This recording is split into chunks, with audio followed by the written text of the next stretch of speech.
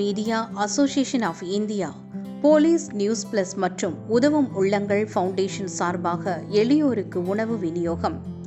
சென்னை கோயம்பேடு பேருந்து நிலையத்தில் தொடர் விடுமுறை காரணத்தால் பெரும்பாலான உணவகங்கள் மூடப்பட்டிருந்த காரணத்தால் சாலை ஓரம் இருக்கக்கூடிய மக்களுக்கு மதிய உணவாக வெஜிடபிள் பிரியாணி மற்றும் தண்ணீர் பாட்டில் என 400 நபர்களுக்கு வழங்கப்பட்டது.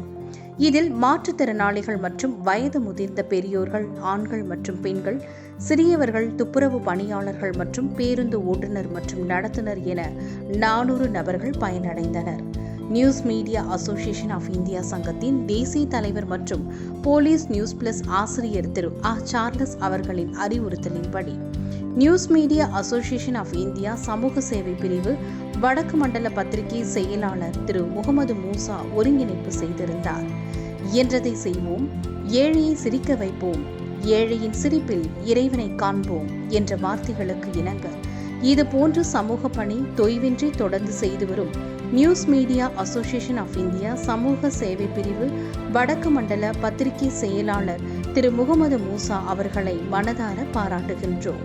தமிழக காவல்துறை பத்தின வீடியோக்களை மிஸ் பண்ணாம பார்க்கணும்னா நம்ம போலீஸ் நியூஸ் பிளஸ் யூடியூப் சேனல்ல லைக் பண்ணுங்க, ஷேர் பண்ணுங்க, சப்ஸ்கிரைப் பண்ணுங்க அண்ட் மறக்காம பெல் பட்டனை பிரஸ் பண்ணுங்க.